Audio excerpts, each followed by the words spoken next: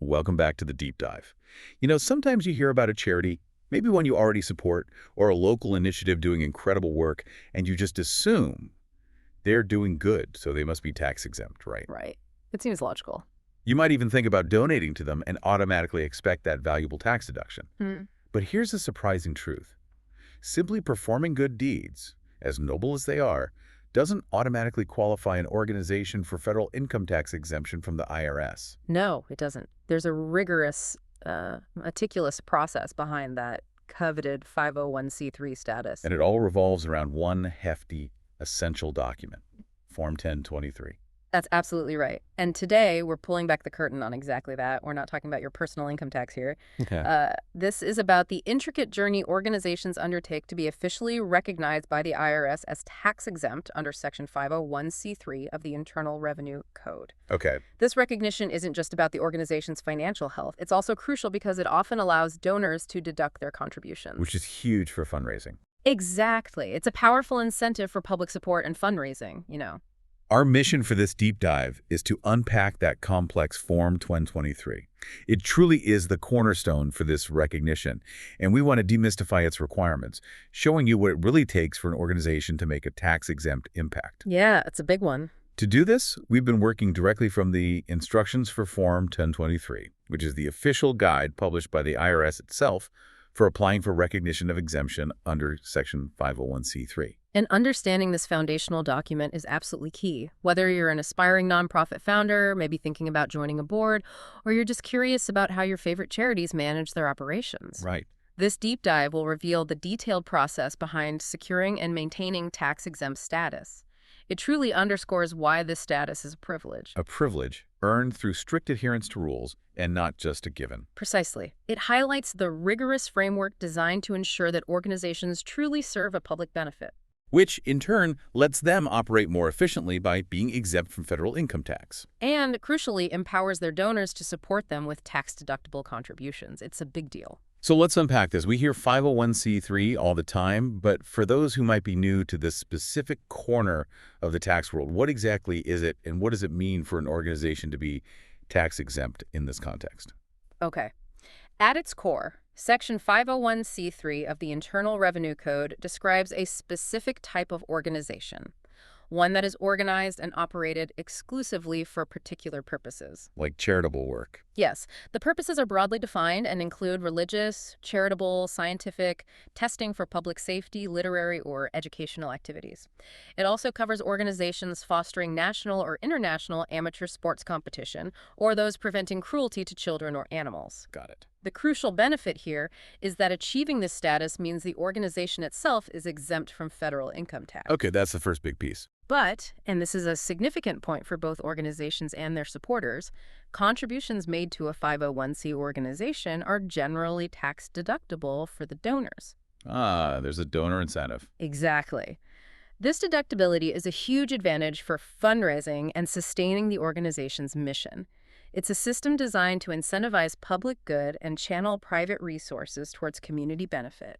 So it's not just about the organization not paying taxes, but also about creating a powerful incentive for public generosity by making donations more attractive. That's a clever way to encourage good work. Precisely. It really is. What's particularly fascinating here is that while most organizations must file Form 1023 to gain this recognition, there are a few exceptions. Oh, like who? For instance, churches and certain church-affiliated organizations aren't required to seek formal recognition from the IRS. Really? So they're just automatically exempt? Well, they're often considered exempt by nature of their activities, but many still choose to file Form 1023 anyway. Why would they do that if they don't have to? Because receiving an official determination letter from the IRS confirms their status and explicitly states that contributions to them are tax deductible. Credibility. Exactly. This letter adds immense credibility, which, as you can imagine, can be invaluable for attracting donations and solidifying their standing in the community. It's essentially providing an official seal of approval that reassures potential donors. That makes perfect sense. It's like an official seal of approval. Oh. But simply declaring yourself a charity isn't enough. The IRS has very specific requirements about how you're legally structured and what you actually do. Oh, absolutely. It's not just about what you say, but about proving it in black and white, isn't it? Absolutely. To qualify for 501c3 status, an organization must meet two foundational requirements. It must be both organized and operated exclusively for one or more exempt purposes. Organized and operated. Okay. Think of it like this. How- Organized refers to your blueprint or legal structure, and operated refers to how you actually build and run the house, your day-to-day activities. Let's start with organized. What does the IRS mean by that? What's the blueprint need to look like? Okay, to be organized, an entity must be structured as one of four specific legal forms: a corporation, a limited liability company, LLC, an unincorporated association, or a trust. So not just any group of people. No, definitely not. It cannot, for example, be a sole proprietorship, a partnership, or just a loosely affiliated group of individuals.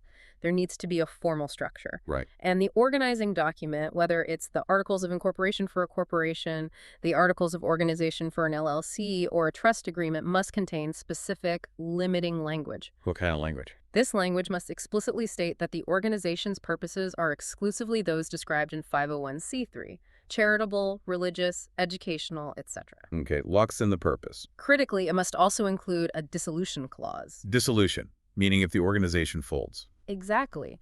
This clause ensures that if the organization ever ceases to exist, its assets are permanently dedicated to other 501c3 purposes or transferred to a governmental unit. They can never revert to private individuals or for-profit entities.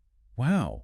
So the assets are protected for public good no matter what. That's the idea. It's a crucial safeguard designed to prevent private inerrment, ensuring that any assets accumulated with tax-exempt status continue to serve the public good. That's a great analogy, the blueprint and the house.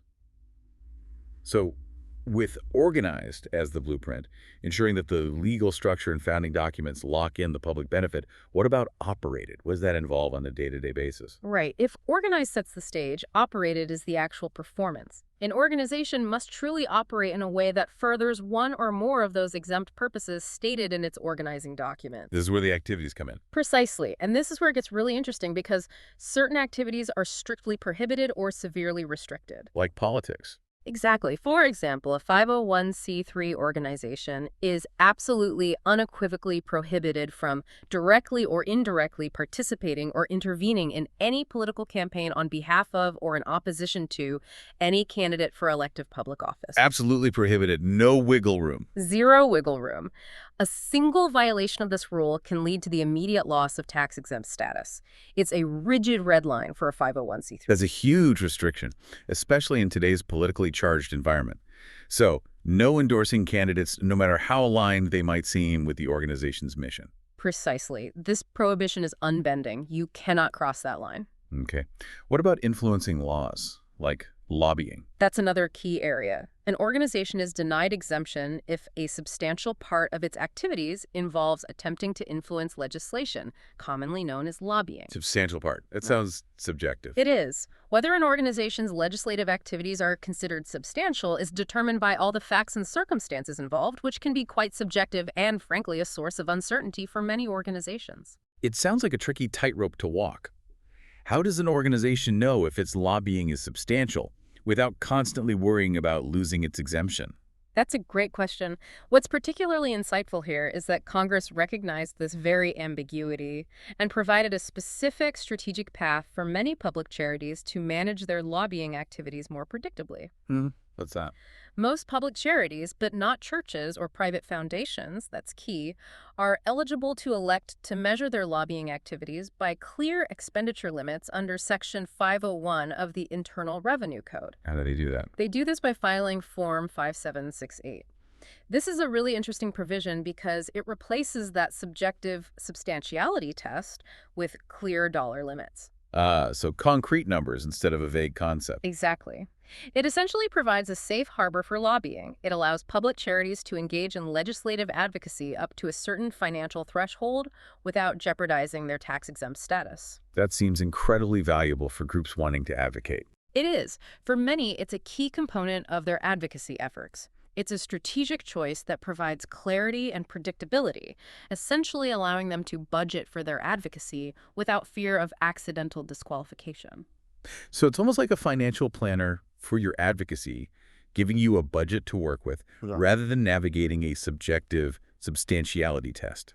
That certainly sounds like a valuable tool for public charities to protect their tax-exempt status. It absolutely is. It allows for intentional, planned advocacy within IRS guidelines, preventing accidental disqualification due to lobbying activities. But general talk about issues is okay. Yes, it's also important to distinguish this from general public policy discussions. Organizations can involve themselves in issues of public policy without engaging in prohibited legislative activity. Like educational events. For example, conducting educational meetings, preparing and distributing educational materials, or simply considering public policy issues are generally permissible. The line is drawn when you directly attempt to influence the passage or defeat of specific legislation. Okay, so we've established the organized and operated basics. But the instructions also make a crucial distinction between public charities and private foundations. Yes, very important. For many, this might sound like a minor detail, but the instructions make it clear this classification has huge implications. What's the fundamental difference, and why does it matter so much? This is a critical distinction that deeply impacts an organization's operations, annual compliance, and even how it's perceived by donors.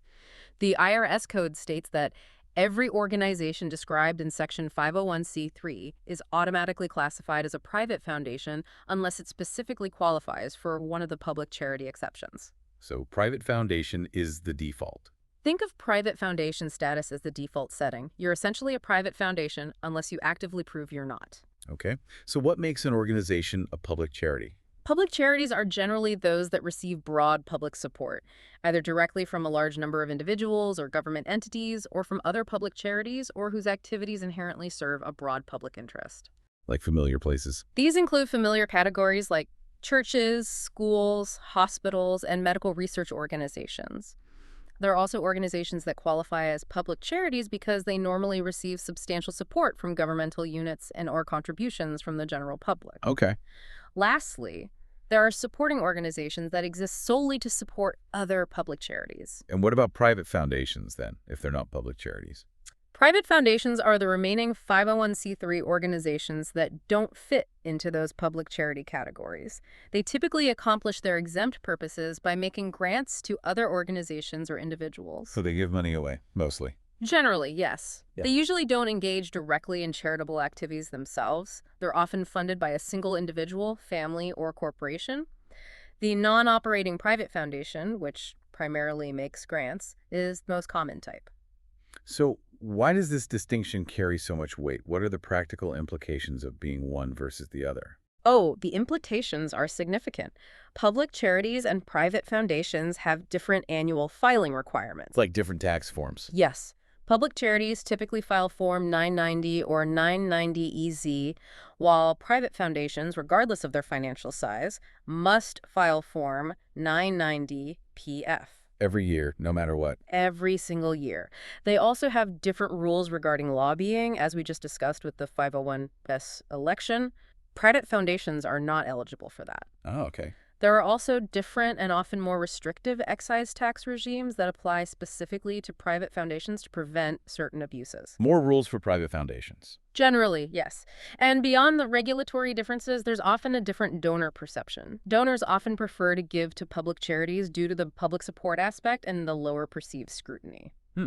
Interesting point. It impacts everything from daily operations to long-term fundraising strategies. So it's not just an IRS label. It profoundly impacts operations, fundraising, and public image. How do organizations demonstrate they're publicly supported?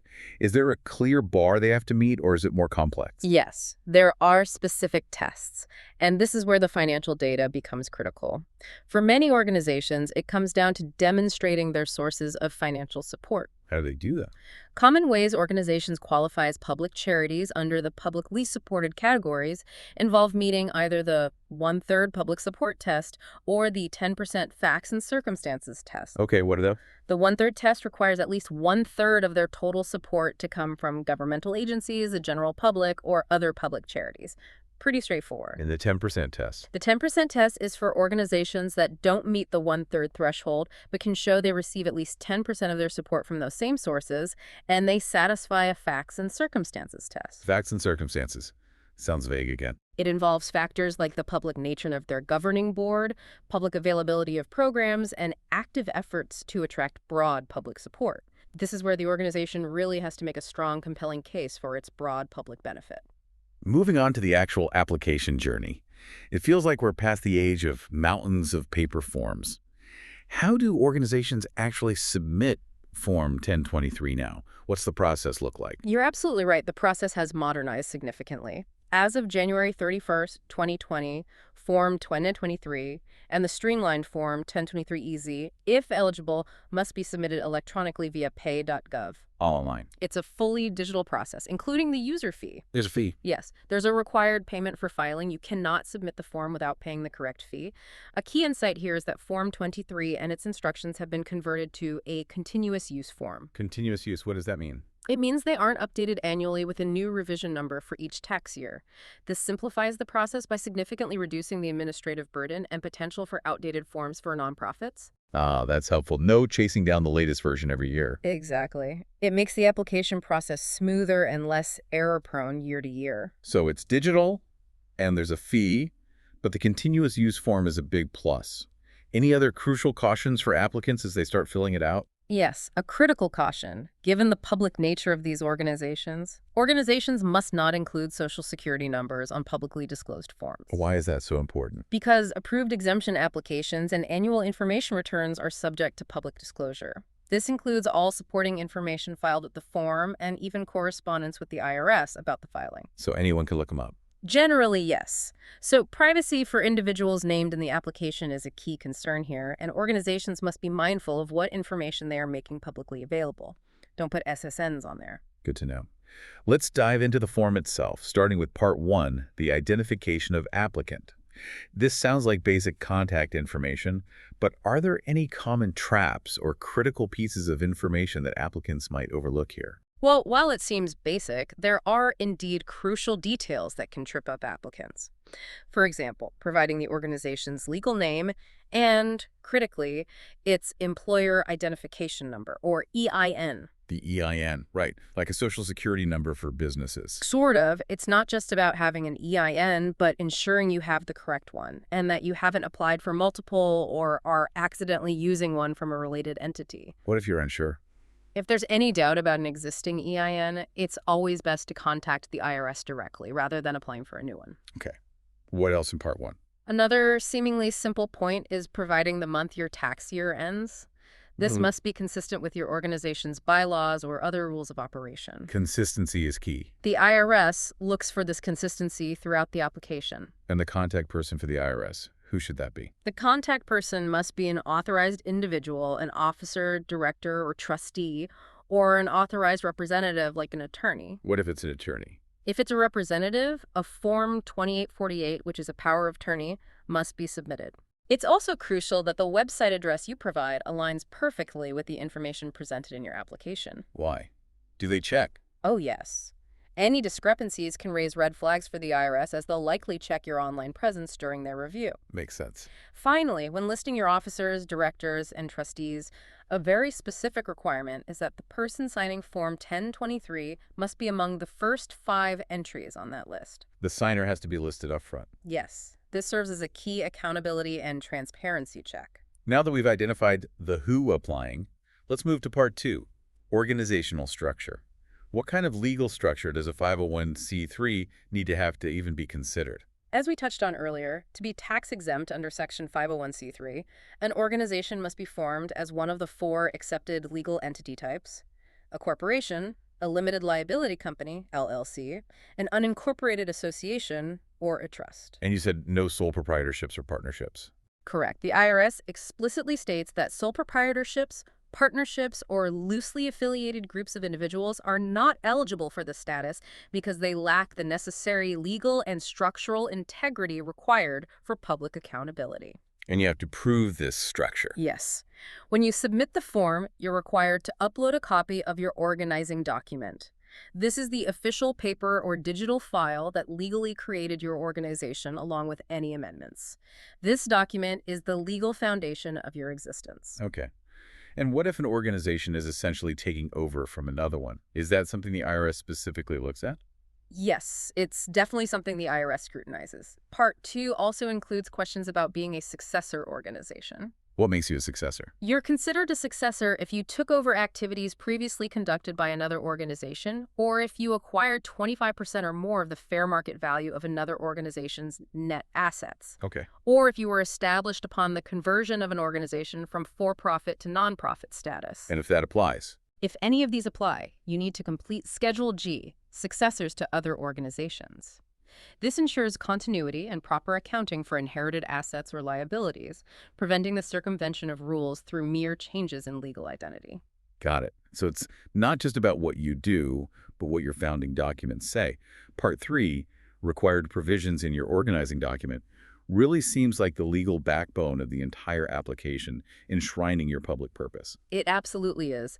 This part ensures that your organization's very foundation aligns with 501c requirements, making its commitment to public benefit legally binding. What's the first key provision? The first key provision is the Purpose Clause. Your organizing document must explicitly limit your purposes to those described in Section 501c3, meaning charitable, religious, educational, scientific, and so on. Can't be too broad.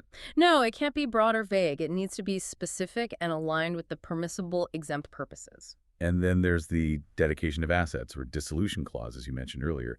That sounds like a really critical fail-safe. That's the other critically important provision. Your organizing document must state that upon dissolution, your organization's assets will be permanently dedicated to other 501c3 purposes or transferred to a governmental unit for a public purpose. Cannot benefit private individuals. Cannot, under any circumstances, benefit private individuals or for-profit entities. This is paramount to prevent any private inurement. Ensuring that public benefit aspect continues. Exactly. It ensures that any assets accumulated with the privilege of tax-exempt status will continue to serve a public benefit even if the organization ceases to exist. The IRS even provides sample language in Publication 557 to help organizations draft this clause correctly, underscoring its importance. It's about locking in that public benefit forever. That's a good way to put it. Now we get to Part 4. Your activities. This seems like the make or break section. It's where you truly prove your purpose. You can't just copy-paste your mission statement here, right? Oh, definitely not. This is indeed the heart of the application, and where many aspiring nonprofits stumble if they aren't specific enough. The IRS determines your eligibility for 501c3, status based predominantly on the information provided here. So what do you need to provide? You must describe your past, present, and planned activities in complete and thorough detail. It's not enough to simply state your furthering educational purposes. Yeah, specifics. You need to be concrete and specific. Describe operating an after-school homework club for at-risk youth, or providing financial literacy workshops to underserved communities. The narrative description must be thorough and accurate because this is precisely what the IRS relies upon to confirm your operational alignment with your stated exempt purpose. So specificity is absolutely key. And what about those tricky political activities we talked about? I imagine that's a big part of this section. It is, and it's a zero-tolerance area. This section directly asks about political campaign intervention. Does it ask if you ever did it? Yes. It probes whether you directly or indirectly participate in any political campaign for or against a candidate. A yes answer here means you do not qualify for 501c3 status. It's an absolute prohibition. Okay, clear line. Then lobbying. Then, for influencing legislation or lobbying, you must indicate if a substantial part of your activities involves this. This includes direct contact with legislators or advocating for the adoption or rejection of specific legislation. And that's where the Form 5768 election comes in, which we discussed earlier, offering that expenditure limit for public charities. That sounds like a crucial strategic consideration for many organizations. Exactly. This part of the form specifically addresses the Form 568 election. Public charities, other than churches and private foundations, can make this election to measure their lobbying activities by expenditure limits under Section 5018. Moving away from the subjective test. Moving away from the subjective substantiality test. This is a critical strategic decision for organizations that wish to engage in advocacy. It provides a clear financial threshold for permissible lobbying expenditures. So they can plan better. Allows them to manage their tax-exempt status while actively participating in policy discussions that align with their mission. It's a very practical way to ensure compliance and avoid potential issues that could lead to loss of exemption, providing a form of tax certainty on their advocacy. It truly offers a clearer roadmap for advocacy. Beyond politics, are there other specific types of activities that the IRS wants to know about in detail? Yes, quite a few. For instance, the form asks about intellectual property. Like patents or copyrights. Exactly. Patents, copyrights, trademarks, and trade secrets. This is important for organizations that might develop or hold such assets as part of their exempt functions, perhaps through scientific research or educational content creation. Okay, what else? It also delves into consumer credit activities such as budgeting, financial literacy, or debt consolidation. If you engage in these, you might be subject to additional requirements under Section 501Q, designed to protect consumers. And schools. And for organizations operating a school, even if it's a secondary activity, the IRS requires specific details on Schedule B, which has its own set of detailed criteria to ensure it truly functions as an educational institution. What about organizations that provide financial aid, scholarships, or grants to individuals?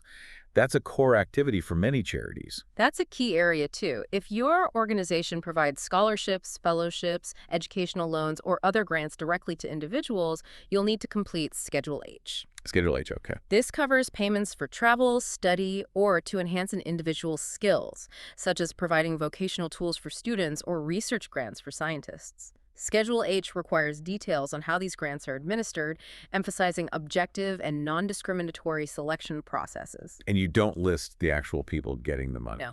A key point here is that you generally should not provide recipient names in the application itself due to privacy concerns. You describe the program, not the individuals. This Part 4 really shows how the IRS wants to see the demonstration of charitable purpose, not just a simple declaration.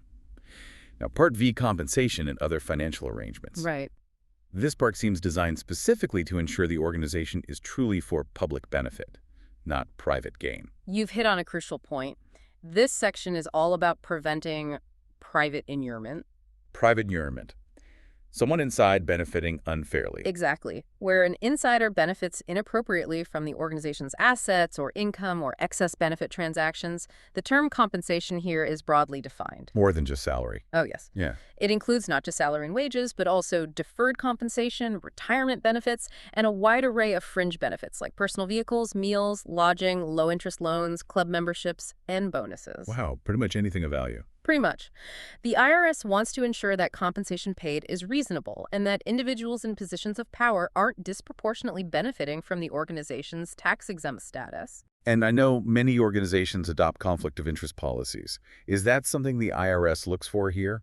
While adopting a conflict of interest policy isn't strictly required to obtain tax-exempt status, the instructions include a sample policy in Appendix A and strongly recommend its adoption. Why recommend it so strongly? Because it serves as a powerful proactive step. It puts clear procedures in place to help officers, directors, and trustees recognize and address situations that could lead to an inappropriate benefit or an excess benefit transaction. Shows good governance. Exactly. It demonstrates good governance, helps maintain public trust, and ultimately safeguards the organization's tax-exempt status by preventing private financial gain for those with influence. So it's about transparency and internal safeguards to ensure accountability. What are some of the core principles of such a policy? A good policy centers on disclosure. Disclosure. Meaning any interested person, an officer, director, or trustee with a potential financial interest in a transaction must reveal that interest. Okay, step 1. Then, crucially, that interested person must recuse themselves from the discussion and vote on that transaction.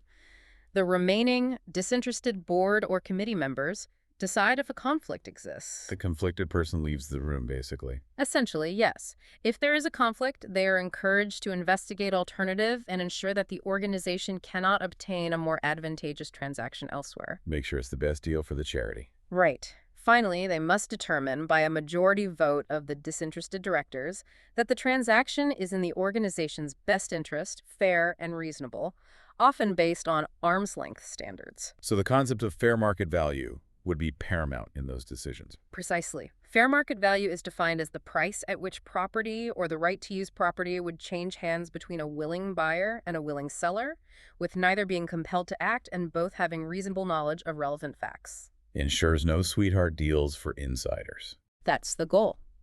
This ensures that any transactions with related parties are conducted at market rates, preventing any hidden private benefit for insiders. This is a critical principle for maintaining public trust. What's the difference between fixed and non-fixed payments when it comes to compensation? And why does the IRS care? The IRS asks about this because it indicates how discretionary compensation is. A fixed payment is a set dollar amount or one determined by a specific formula that doesn't rely on discretion, like a fixed annual salary. Predictable. Right. A non-fixed payment, on the other hand, depends on discretion, such as a performance-based bonus where the board decides the amount. More potential for issues. Non-fixed payments raise more scrutiny because they present a greater potential for abuse or private benefit if not handled with strict oversight. And finally, this section looks at transactions with related parties. This seems designed to ensure even more transparency around potential conflicts of interest. Yes, these questions require disclosure if any of your officers, directors, or trustees hold significant positions or have more than a 35% ownership interest in organizations you buy from, sell to, lease from, or have other agreements with. So if a board member owns the company you rent your office from, For example, yes. If a director owns a significant stake in a company that provides services to the nonprofit, that relationship needs to be disclosed. It's all about making sure that the organization's resources are solely benefiting its exempt purpose. and not the private interests of its insiders or their related entities, even indirectly. Precisely. All right, time to talk numbers. Part 6, financial data. This isn't just about what they say they'll do, but what their finances actually show. This is where the rubber meets the road, isn't it? Absolutely. The financial data, whether it's budgeted or actual, must be entirely consistent with the activities described elsewhere in your application. It's the tangible evidence that your operations align with your stated public purpose, Root for the numbers. and that your resources are being managed appropriately for public benefit. It's the IRS confirming you have the financial foundation to truly pursue your mission. Let's break down the statement of revenues and expenses. When the IRS looks at an organization's income, what are the key categories they're primarily interested in? Okay. When reviewing revenues, the IRS is primarily interested in understanding the sources of your support and whether they align with your stated public benefit. They broadly categorize income into a few key areas. Like donations. First, yes, gifts, grants, and contributions. This includes direct donations from individuals, corporations, and foundations, and even the fair market value of donated goods. It also includes payments from governmental units. Government money. Yes, if those payments enable the organization to accomplish its exempt purpose by providing a service directly to the general public. Give me an example. For example, if a city pays a symphony orchestra to provide free music programs in public schools, that revenue would be classified here as a grant supporting an exempt activity. Okay, what's next? Second, they look at membership dues. These are generally reported separately from other types of income if they primarily provide general support to the organization, as opposed to paying for specific admissions, merchandise, or services. Got it. Dues versus fees. Right. Third, gross investment income, which covers dividends, interest, rents, and royalties earned from the organization's investments. Income from assets. Exactly. And critically, they look at net unrelated business activities. Unrelated business. Yeah, Income that's not from the mission. that's right. This is income from a trade or business that's regularly carried on but is not substantially related to the organization's exempt purpose. This income is taxable, even for an otherwise exempt organization. Ah, so even a 501c3 can have taxable income. That's a surprising but crucial point that many might not realize. Yes, that's what we call unrelated business income, or UBI. While the organization itself is exempt from income tax on its charitable activities, it may still owe tax on business activities that don't directly further its exempt purpose. So tracking this is important for tax compliance. It's very important. Properly categorizing revenue is a form of compliance that helps manage potential tax liabilities, a crucial aspect of responsible financial management for a tax-exempt entity. What about revenue directly from the organization's main mission? Where does that go? That falls under gross receipts from exempt activities. This captures income directly generated by your exempt purposes, like ticket sales for a charitable concert, museum admissions, or fees for educational workshops. Okay. It also includes income from intermittent activities like occasional auctions, activities conducted mostly by volunteers like a car wash, services for the convenience of members like a school parking lot, or sales of substantially contributed merchandise, such as from a thrift store. So lots of things fit here. Yes.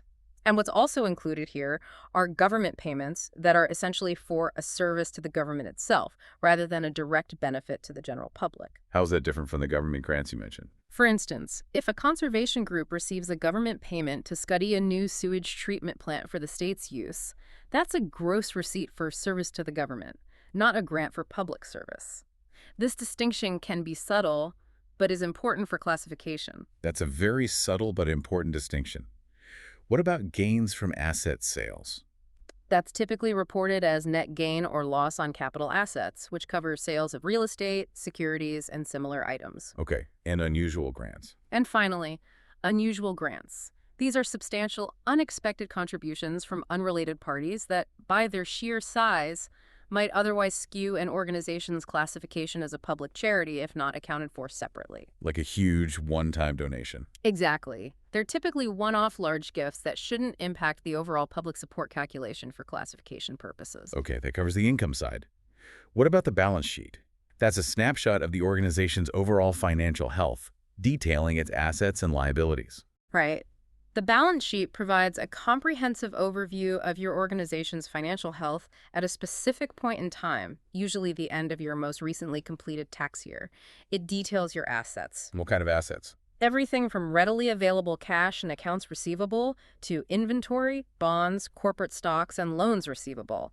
It also includes property, plant, and equipment, and any intangible assets like patents or copyrights. So everything the organization owns. Pretty much. This isn't just about listing numbers. It's where the IRS confirms you have the financial foundation to truly pursue your mission and that your resources are being managed responsibly and transparently for public benefit. And you need records for all this. Oh, yes.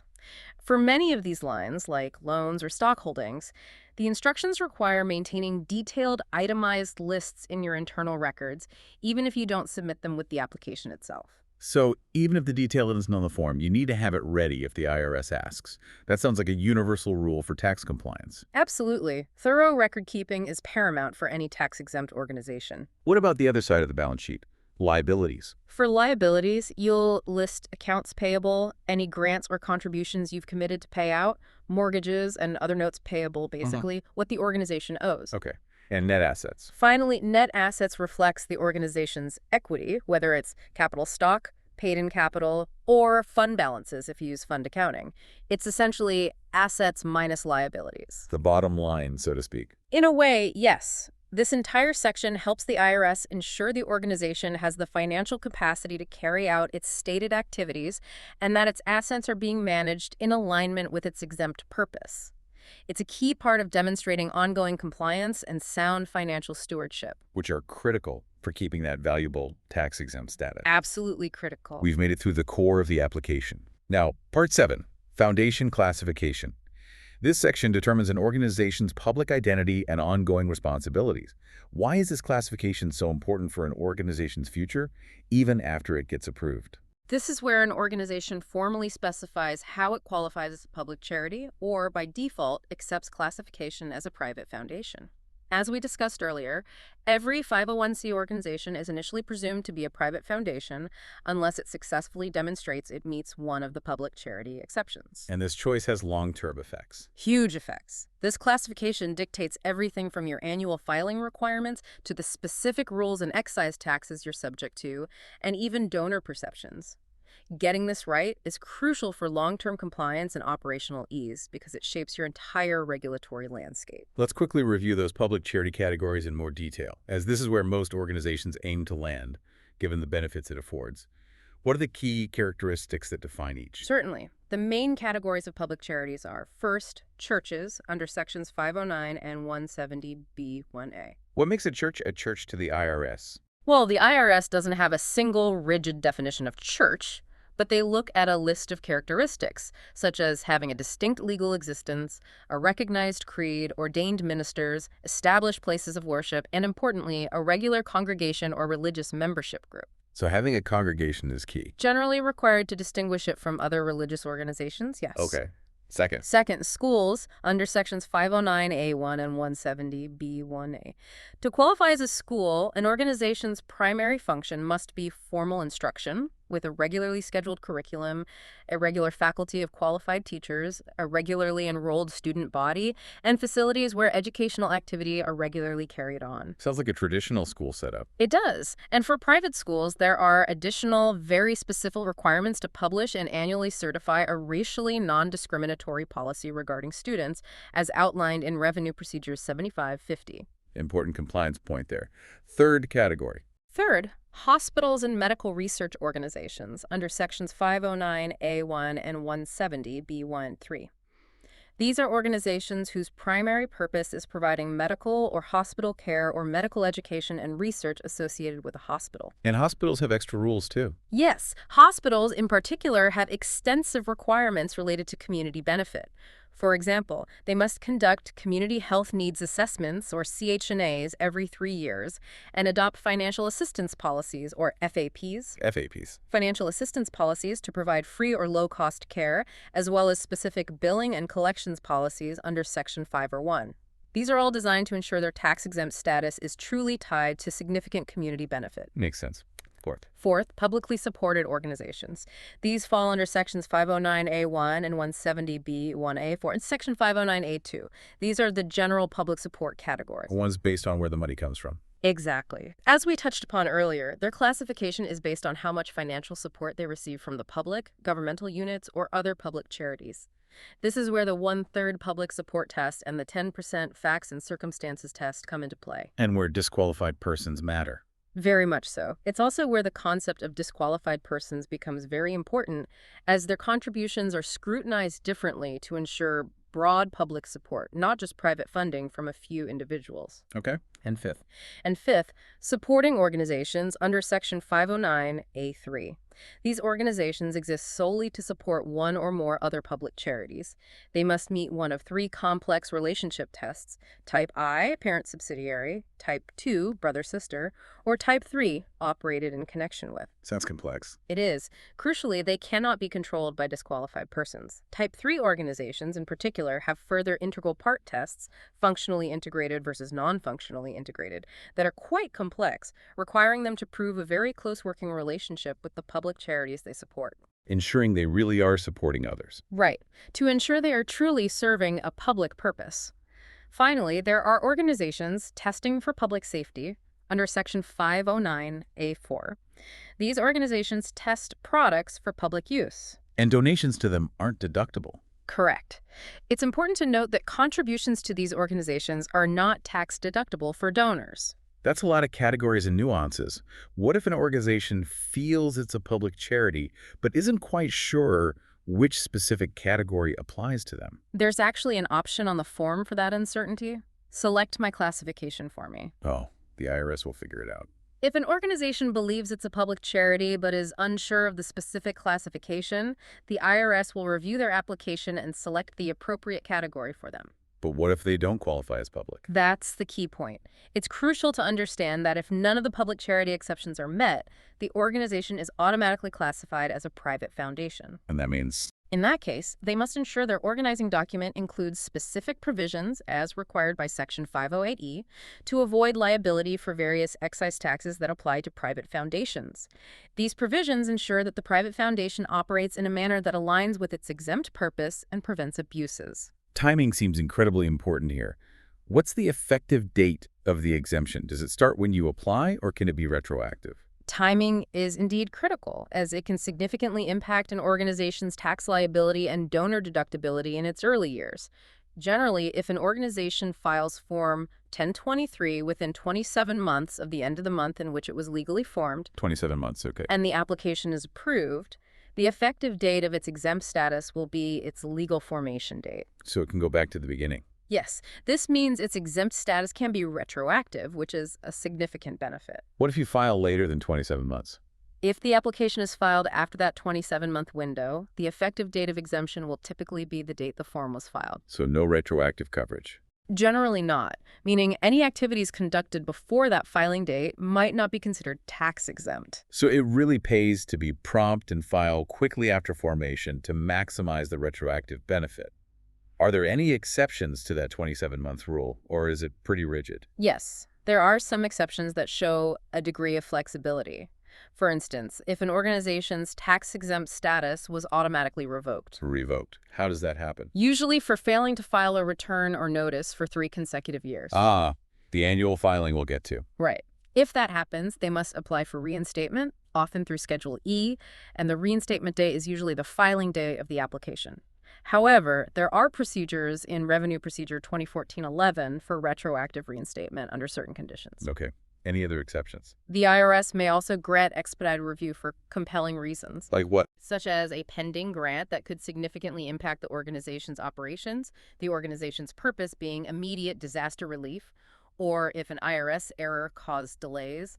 But generally, promptness within that 27-month window is the best strategy. Getting the status is one thing, but keeping it is another. What are the annual filing requirements to maintain that precious tax-exempt status? It sounds like an ongoing commitment. Maintaining compliance is just as important as obtaining the exemption, if not more so. Most organizations must file an annual return or notice with the IRS.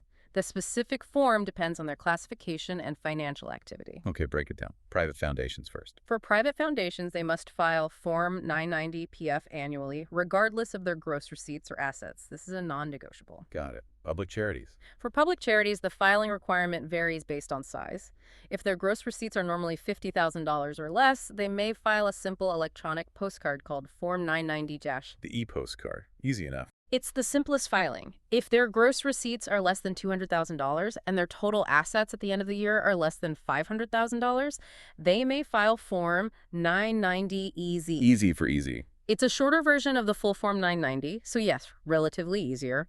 All other public charities, bigger ones, must file the full Form 990. So bigger organizations, more detailed forms. Generally, yes. So even with tax-exempt status, there can still be a tax form to file for certain activities, right? You mentioned unrelated business income earlier. Exactly. Regardless of their primary 990 series filing, both public charities and private foundations must file Form 990T if they have $1,000 or more in gross unrelated business income. Form 990T for UBI. Right. This is where that earlier discussion about taxable activities within an exempt organization comes into play. Again, it's a separate tax form just for that income. Any groups that don't have to file annually. Yes. It's also worth noting that churches and certain church-affiliated organizations are often exempt from this annual filing requirement altogether, adding another layer to their unique status. And finally, Part X, signature. This is where the application is formally attested to, what's important about who signs and how it's submitted. Yes, this is where the application is formally attested to, marking the commitment to the information provided. An officer, director, trustee, or other official authorized to sign for the organization must sign Form 1023. Just the signature. The signature must be accompanied by their title and the date. And as we mentioned earlier in Part 1, the person signing the form must be listed as an officer, director, or trustee within the first 5 entries in Part 1. That accountability check again. It's a critical check for accountability and ensuring that a genuinely authorized person is taking responsibility for the accuracy of the application. And submitting the documents. The instructions also include an upload checklist.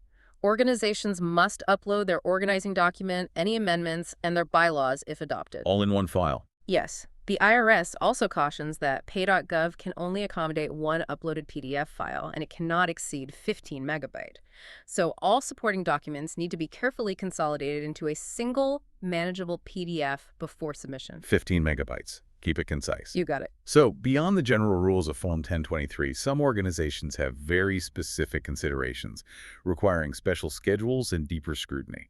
Can you briefly highlight the purpose of some of these key schedules, maybe with a single memorable detail for each? Absolutely. These schedules address unique organizational structures or activities, ensuring that the IRS can apply more tailored criteria where needed. Let's start with Schedule A for churches. For Schedule A for churches, as we touched upon, there's no single legal definition for a church. But the IRS considers a list of characteristics and, importantly, generally requires a congregation or other religious membership group to be classified as a church for 501c purposes. Okay, Schedule B for schools. Then there's Schedule B for schools.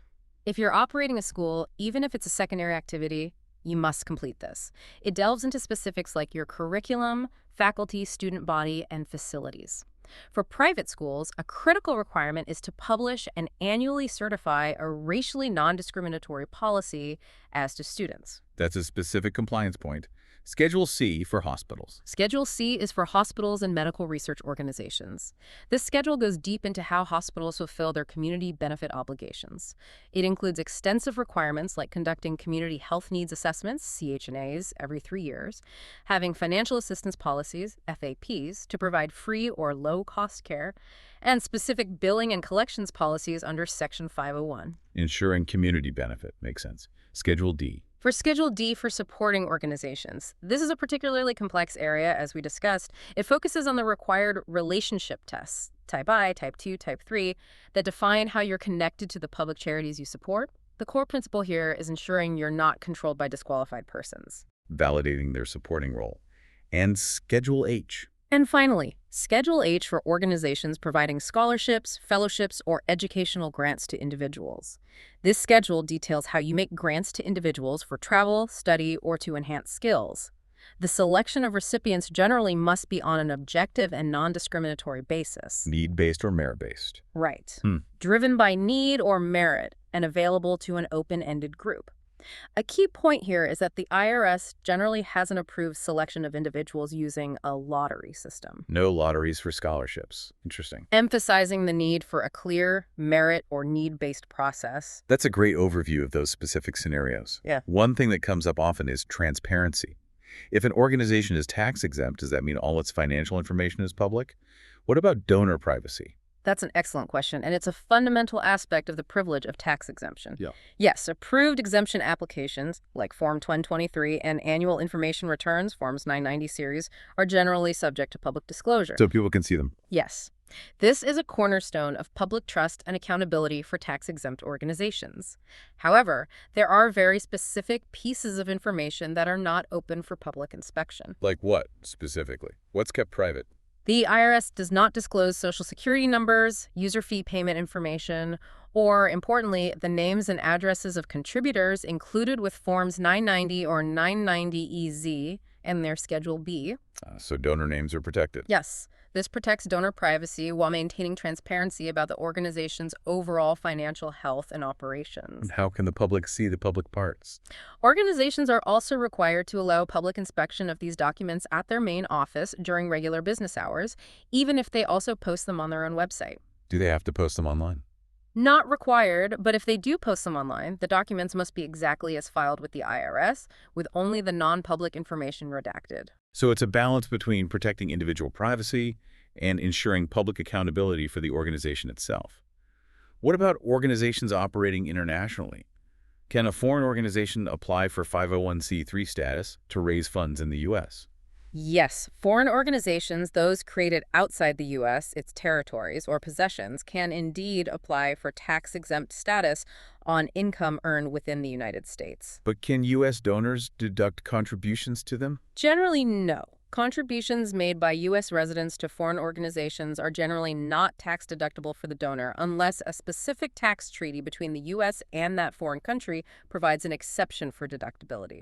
This is a significant point for fundraising from U.S. donors. That's a significant detail for fundraising. Is there any exception to that or a unique bilateral agreement? There's a fascinating and rather unique exception for Canadian registered charities. Yeah. What's the deal with Canada? If a Canadian organization has received a notification of registration from the Canada Revenue Agency and their registration hasn't been revoked, they are automatically recognized in the U.S. as Section 501c3 organizations. Automatically. They don't need to file Form 1023. Nope, they don't even need to file Form 1023. They are presumed to be private foundations, but if they want to be listed on irs.gov or request public charity classification, they can simply mail or fax a letter with basic organizational info to the IRS. And no fee. No user fee is required. This is a truly unique provision reflecting the close relationship and reciprocal recognition between the two countries. That's definitely an interesting carve-out. Finally, let's talk about some key definitions and concepts from the instructions glossary that are crucial for understanding compliance and avoiding issues. What terms should our listener really internalize to manage these organizations effectively? Okay, understanding the precise meaning and implication of these terms is vital for long-term compliance and responsible governance. First up, First, disqualified person. This is a critical term that comes up repeatedly throughout the instructions. It includes substantial contributors to the organization, officers, directors, trustees, their family members, and certain businesses where these individuals hold significant ownership. And why does this matter so much? Transactions with disqualified persons are subject to intense scrutiny to prevent private inurement and ensure that an organization's assets are used solely for its exempt purposes. Okay. And substantial contributor. Then a substantial contributor. This is a specific type of disqualified person. It's any individual or organization that contributed more than $5,000 to the organization from its formation date up to the end of the year the contributions were received. Over $5,000. And that total amount is more than 2% of all contributions the organization received during that period. This threshold defines a relationship that triggers heightened scrutiny. Got it. Arm's length. Arm's length. This refers to a transaction between parties that have adverse or opposing interests, where neither party is in a position to exert undue influence over the other due to business or family relationships. Like a normal market transaction. Exactly. It's the standard for ensuring fair market value and preventing private benefit, ensuring fairness in dealings. Compensation. You said it was broad. Compensation. As we discussed earlier, it's very broadly defined to include not just salary, but also deferred compensation, retirement benefits, fringe benefits like personal vehicles or club memberships, and bonuses. Capturing all potential benefits. Right. The IRS defines this broadly to capture any potential private benefit, ensuring all forms of remuneration are transparent and reasonable. And family. How broad is that? And family. For the purpose of disqualified persons, the IRS defines family very broadly. It includes an individual's spouse, ancestors, children, grandchildren, great-grandchildren, siblings, whether by whole or half-blood, and the spouses of children, grandchildren, great-grandchildren, and siblings. Wow, that's a wide net. It is. This wide net is cast to prevent any indirect private benefit from flowing through family connections. Given all these definitions and rules, how does an organization truly ensure its operations maintain its tax-exempt status in the long run? It sounds like it's a lot more than just getting the initial approval. It absolutely boils down to rigorous adherence to these definitions and principles. It's about more than just filling out the form correctly once. It's about establishing a culture of ongoing compliance, transparency, and accountability within the organization's governance. It's day-to-day activities. And its financial management.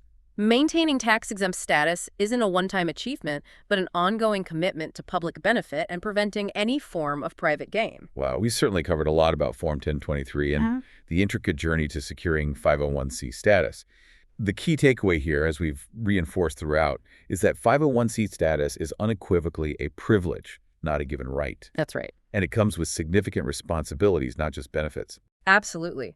The depth of detail required in Form 1023 and the ongoing compliance requirements underscore the importance of meticulous documentation, clear articulation of activities, and careful financial management. And good governance. Implementing robust governance practices, such as strong conflict of interest policies, isn't just good practice. It's essential for demonstrating adherence to public benefit principles and preventing private inurement at every step. It's how organizations build and maintain public trust. And ultimately, their invaluable tax-exempt status. That's the prize. So what does this all mean for you, our listener? Yeah. Next time you see a charity's name or consider making a donation or even volunteering, maybe think about the detailed journey they undertook to earn that 501c3 designation. Yeah. And the ongoing commitment required to maintain it. It's a testament to their dedication to public service, but also a complex regulatory landscape that demands constant vigilance. And maybe ask yourself, what stands out to you about the level of transparency and accountability required for an organization to truly be deemed charitable in the eyes of the law? How might this influence your own engagement with nonprofits? Whether as a donor, a volunteer, Or even considering becoming a board member, it's worth thinking about. For more information, or if you're curious to look up specific organizations, you can visit irs.gov charities and use their tax-exempt organization search tool. Great resource. It's a powerful, publicly available resource for understanding the financial and compliance records of these public-serving entities. We hope this deep dive has given you a clearer picture of the intricate world of tax-exempt organizations.